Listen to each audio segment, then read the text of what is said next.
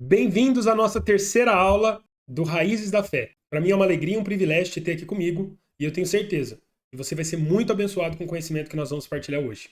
Hoje a nossa aula é sobre bibliologia. Óbvio que não temos como entrar muito a fundo nesse assunto pelo tempo e pelo propósito desse curso, mas eu tenho certeza que entender um pouco mais da Bíblia, como ela foi formada, como ela foi criada e por que temos tanta certeza de que ela é inspirada por Deus vai ser uma bênção na sua vida. Eu quero orar com você. Querido Deus, obrigado por cada pessoa que está assistindo esse vídeo. Que a tua palavra possa ser espalhada por essa terra e que toda pessoa possa conhecer o seu amor, conhecer o seu carinho por elas e que cada coração seja voltado ao Senhor através do conhecimento da verdade. Em nome de Jesus. Amém. Vamos lá? Em João 8:32 diz assim: E conhecereis a verdade, e a verdade vos libertará. Não tem como nós sermos livres se nós não conhecermos a verdade. Liberdade é a certeza de que nós não devemos nada. Nós podemos nos mover livremente. Nós temos o livre arbítrio, ou seja, temos a liberdade de decidir. Nós temos no nosso país a liberdade de ir e vir, garantida pela Constituição. Liberdade de transitar. Quando nós olhamos para a Bíblia, nós entendemos que temos uma liberdade no mundo físico e no mundo espiritual de exercer a nossa identidade, a nossa autoridade. A Bíblia, ela é um presente de Deus que foi deixado para a humanidade em formato de livro. É a forma que Deus nos ensina sobre o passado, sobre o presente e nos mostra o futuro. Ali nos revela sobre comportamento, nos ensina sobre administração, sobre gestão, sobre lidar com os nossos conflitos, sobre o que é bom para nossa alma. E hoje, dentro da psicologia, se comprova muita coisa e a própria Bíblia já dizia. Mesmo sendo um livro milenar, é o que tem de mais atual em toda a literatura. Existe uma frase que diz assim: que a Bíblia é mais atual do que o jornal de amanhã. Mas por que temos que ler a Bíblia? Por que temos que aprender mais sobre a Bíblia? Em Romanos 10:17 diz assim: E assim a fé vem pelo ouvir, e o ouvir pela palavra de Deus. Ou, em outras versões, pela palavra de Cristo. E nós já entendemos que Cristo é Deus. Ouvir a palavra de Deus não é simplesmente ouvir um pregador. Quando nós ouvimos alguém pregar, é muito mais potente e poderoso quando entendemos o texto e podemos ter uma nova percepção, podemos ter uma nova revelação do Espírito Santo. Mas como que eu vou saber discernir o que é correto, o que é verdade, do que não é verdade? Aí eu me torno um prisioneiro do que aquela pessoa falou. A partir do momento que eu conheço a verdade, eu posso tomar uma decisão baseado na verdade. E aí eu sou livre. Nós somos ministrados em todas as áreas pela Bíblia. Ela é a fonte primária de toda a sabedoria e o conhecimento que o cristão pode ter. O meu avô, hoje com 92 anos, no ano de 2024, ele me disse, quando eu tinha uns 15 anos, que a Bíblia era o manual da vida. Meu avô é semi-analfabeto, mas eu achava muito bonitinho. Ele pegava a Bíblia, ia lá no sol, sentava no sol, igual um jacarezinho, e ia ler a Bíblia. Ali, com a simplicidade dele, ele me deu um exemplo que ficou marcado na minha cabeça. A Bíblia é o manual da vida. Se eu tivesse aprendido isso quando eu era mais novo, eu teria evitado muito problema. Lá em Salmos, capítulo 1, versículo 1 em diante, diz assim: Bem-aventurado aquele que não anda no conselho dos ímpios e não se detém nos caminhos dos pecadores, nem se assenta na roda dos escarnecedores. Pelo contrário, o seu prazer está na lei do Senhor, e na sua lei medita dia e de noite. Ele é como árvore plantada junto à corrente de águas, que no devido tempo dá seu fruto, cuja folhagem nunca seca, e tudo o que ele faz será bem sucedido. Quando Davi diz nesse texto sobre uma meditação na lei do Senhor, dia e noite, Davi está se referindo ao Velho Testamento, claro. A cronologia dos fatos, Davi veio muito antes de Jesus. Mas o Velho Testamento ele não veio para anular o novo, ou o novo para anular o velho. O que ele fez foi preconizar, foi uma sombra do que nós viveríamos na graça. Então, nós somos abençoados pelo simples fato de termos acesso à Bíblia. Vamos lá. A Bíblia e as suas divisões. A Bíblia é dividida em duas partes principais: Antigo Testamento e Novo Testamento. Uma curiosidade: testamento é um documento que alguém faz em vida, garantindo a doação de seus bens total ou parcialmente ao outrem. O vínculo de um testamento é a comprovação física da morte do testador. No Antigo Testamento, o testador era Moisés. Aí tem algumas referências que eu vou deixar no vídeo, mas essa é Hebreus 9, 19 ao 22. E a aliança era o sangue de animais. Mas o seu testador, a saber, Moisés, morreu. e ninguém pode provar sua morte, porque ninguém na terra o viu morto. Lá em Deuteronômio 34, a gente tem esse relato. Homem algum no mundo pode ser testemunha de ter visto o corpo. Então, o Antigo Testamento não se confirmou. Né? Não tem como a gente receber essa herança de algo que não foi confirmado. No Novo Testamento, o testador foi Jesus Cristo. A aliança da graça e o seu próprio sangue. O testador, Jesus Cristo, morreu e o mundo todo sabe da sua morte. Isso é um fato histórico inegável. Muitos são os relatos bíblicos de várias testemunhas oculares, viram a morte de Cristo. Depois, os soldados romanos vieram a comprovar a sua morte. Mateus 27, Mateus 15, Marcos 15, Lucas 23, João 19. Então, o Novo Testamento foi confirmado. A Bíblia tem, como eu disse anteriormente, 7 divisões principais. A primeira é o Pentateuco. Segunda, livros históricos. Terceira, livros poéticos. Quarto, livros proféticos. Quinto, evangelhos. Sextos, Atos dos Apóstolos. Sétima, as epístolas. E 8 é o Apocalipse. O Apocalipse ele não entra nessas 7 divisões, mas são essas 7 as principais. Né? O Apocalipse ele é um livro à parte, também é um livro profético. Cada uma dessas partes tem uma explicação muito detalhada aqui na aula e eu não vou entrar em detalhes porque realmente a gente não vai ter tempo, mas você vai ter acesso a essa apostila mais para frente. A origem das traduções. Né? A gente já ouviu algumas pessoas entrarem em uma discussão, mas a Bíblia foi muito traduzido, algo foi perdido, algo foi mudado. Bíblia foi escrita durante cerca de 1.500 anos. De 1.400 a 1.600 anos, o tempo de escrita entre o primeiro livro e até o Apocalipse. Entre o primeiro livro e o último livro. Mesmo tendo vários escritores, nós, que temos fé, cremos que ela tem só um autor, que é o Espírito Santo, o próprio Deus. Lá em 2 Timóteo 3,16 diz assim: toda a escritura é inspirada por Deus e útil para o ensino, para a repreensão, para a correção, para a educação na justiça, a fim de que o servo de Deus seja perfeito e perfeitamente habilitado para toda boa obra. O Espírito Santo usou cerca de 40 homens diferentes para essa missão, em 3 continentes, Ásia, África e Europa. Deus usou desde os mais humildes pescadores, agricultores, a reis, doutores, sendo que na sua grande maioria, os autores viveram em épocas e locais bem diferentes. Muitos autores da Bíblia nunca se conheceram pessoalmente, o que não impediu que os mesmos falassem a mesma língua em harmonia, tendo coerência entre as escrituras. Escreveram o mesmo livro, dando continuidade a temas do ensinamento do próprio Deus, sem que houvesse contradição. Então, ninguém pode questionar a autoria e a plena direção e inspiração do Espírito Santo na redação da Bíblia Sagrada. Isso é uma citação. Quando nós olhamos para as referências cruzadas na Bíblia e passam da casa dos 6.000, nós podemos tirar uma conclusão. Se um ser humano fosse capaz de escrever um livro durante toda a sua vida, nós transformássemos esses 1.500 anos em uma vida, será que esse ser humano teria a capacidade,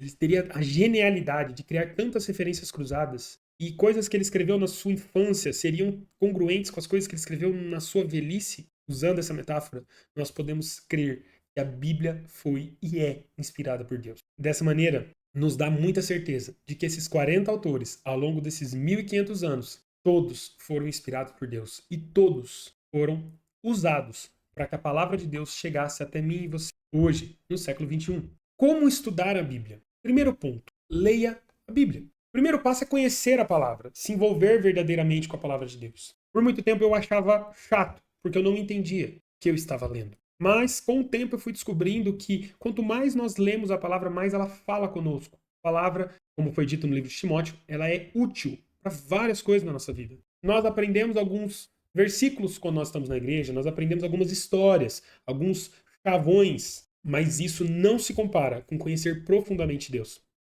Como diz o grande teólogo John MacArthur, em seu livro Como Estudar a Bíblia, nada substitui a leitura da Bíblia. Preciso se dedicar inteiramente, de coração e mente aberta. Defina um horário, um local e um tempo de estudo. Quando uma pessoa quer passar num concurso, ela se dedica, ela compra curso, ela tem tempo, ela tem uma rotina de estudo, tem um cronograma de estudo. Tudo isso permite que ela absorva o conteúdo e possa performar bem na prova. A nossa prova é a vida. Então, tenha o seu tempo de estudo do manual da vida, que vai te permitir lidar com as situações. Quando nós temos compromisso de nos dedicar a um tempo de leitura à Bíblia, quando nós temos um compromisso com Deus, Deus tem um compromisso conosco. Então é um tempo que você vai sentar, você vai separar esse tempo pedir sabedoria para o Espírito Santo e ler. Existem livros que nós podemos estar lendo, livros históricos, começar pelo começo, começar pelo Novo Testamento. A Bíblia é viva. Eu, geralmente, isso é uma prática pessoal, eu gosto de sempre ler livros do Novo e livros do Velho Testamento. Então, atualmente, eu estou estudando 2 livros do Velho e 1 livro do Novo, fora leituras periódicas, provérbio, que isso é quase que diário na minha vida. Organize os seus planos de estudo. Um plano de estudo não precisa ser algo hiper elaborado, uma tese de doutorado, mas simplesmente é uma forma de você balizar. Hoje temos tantos aplicativos, temos maneiras de nos ajustar e aumentar a eficiência dos nossos estudos. Definir um objetivo, ele nos permite manter o foco. Então, por exemplo, olha, eu quero ler a Bíblia, eu quero ler o Novo Testamento esse ano. Então você cria um cronograma para que isso se torne algo mais prazeroso. Crie um caderno de estudo bíblico. Eu tenho alguns cadernos ali. Hoje em dia eu uso o computador, é um pouco mais fácil. Mas eu estou voltando à prática de escrever, de ter a minha reflexão, de ter o meu momento, a minha oração escrita. Eu aprendi isso com o meu pastor. Tem um livro do João Calvino, antigo esse livro, e é um devocional dele com Deus. E basicamente é isso. Pegue o seu momento de leitura, medite naquela palavra, escreva o que o texto está dizendo, o que você entendeu, o que Deus falou com você. Isso vai te fazer exercitar o que você está aprendendo e fixar isso na sua vida. Grifar, sublinhar, anotar nos espaços da Bíblia são técnicas que podem te ajudar muito a ter novos insights, entender coisas novas. As minhas Bíblias, você deve estar vendo ali no fundo, né? Tem aquelas ali e tem algumas outras guardadas. Mas as minhas Bíblias têm livros, provérbios principalmente, que eu já não tenho onde escrever. Porque eu gosto de grifar, eu gosto de marcar, e isso para mim enriquece muito o meu estudo. Um ponto muito importante: prepare-se espiritualmente. A leitura bíblica ela não é como a leitura de um livro comum. Eu gosto de ler, mas quando nós estamos lendo a Bíblia, nós estamos meditando na palavra de Deus. Existem coisas que estão escondidas naquelas linhas e só o próprio Deus pode nos revelar. Não é por intelecto, por sabedoria divina. É imperativo, antes que você leia a Bíblia, tenha um momento de oração. Consagre esse momento. Peça ao Espírito Santo para que ele seja o seu conselheiro nesse momento. Além de entender as palavras, as histórias e as parábolas, você pode alcançar e receber a sabedoria milenar durante a sua leitura. Analise o contexto. Uma leitura fora de contexto pode gerar um pretexto ou até uma heresia. Por isso nós vemos tanta bobeira sendo dita por aí. Eu particularmente, às vezes dou risada, às vezes me entristeço e muitas vezes me preocupo. Porque existem pessoas distorcendo a palavra, não buscando o contexto, não buscando o entendimento histórico. Eu acompanho alguns doutores, alguns professores e mestres que têm versatilidade em grego, em aramaico. Então eles conseguem ler o texto original e atestar que a Bíblia que nós estamos lendo, sim, ela é condizente com o texto original. Quando nós lemos um texto que temos a dificuldade de compreender, nós temos ferramentas. Leia os capítulos anteriores, leia os capítulos posteriores, subsequentes, e isso te dará um panorama maior do que está acontecendo. Claro, existem livros, como o livro de Números, e trata-se de uma grande genealogia. Mas hoje você tem como buscar especificamente por cada capítulo da Bíblia e existem pessoas ensinando. Por favor, procure pessoas idôneas. Tome muito cuidado.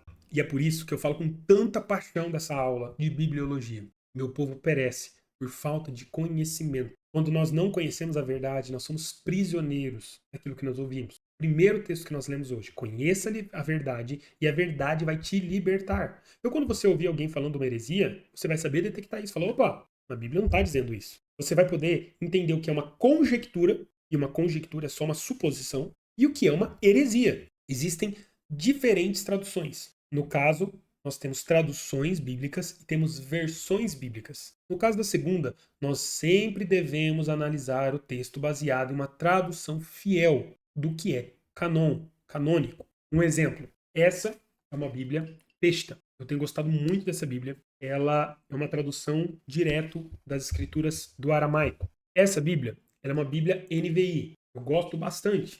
Ela chama-se Bíblia do Executivo. Então temos vários textos nela e alguns devocionais que ajudam a entender melhor o texto. Essa Bíblia é uma Bíblia chamada A Mensagem. Ela é uma versão. Essas duas são traduções. Essa é uma versão.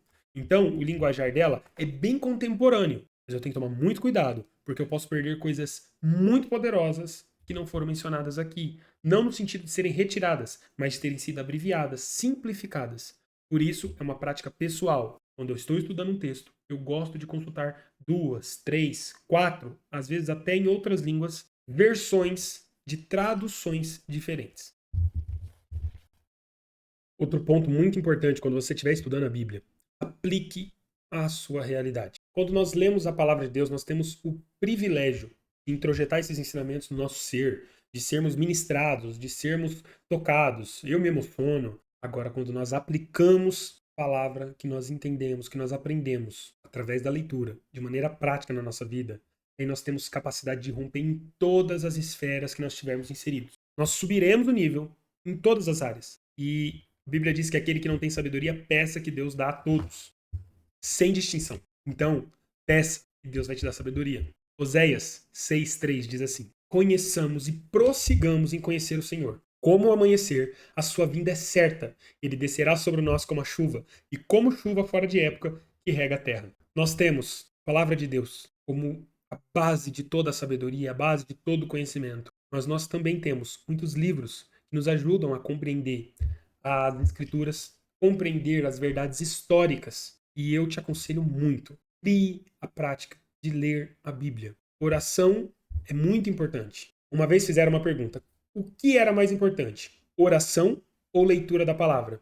A resposta foi: qual asa de um pássaro é mais importante, a direita ou a esquerda? Oração é uma bênção, leitura é uma bênção. As duas juntas são poderosas, porque nós conheceremos Deus por sua palavra e por seu relacionamento. Até a próxima aula do curso Raízes na Fé. Compartilhe essa aula com seus amigos. Deus te abençoe.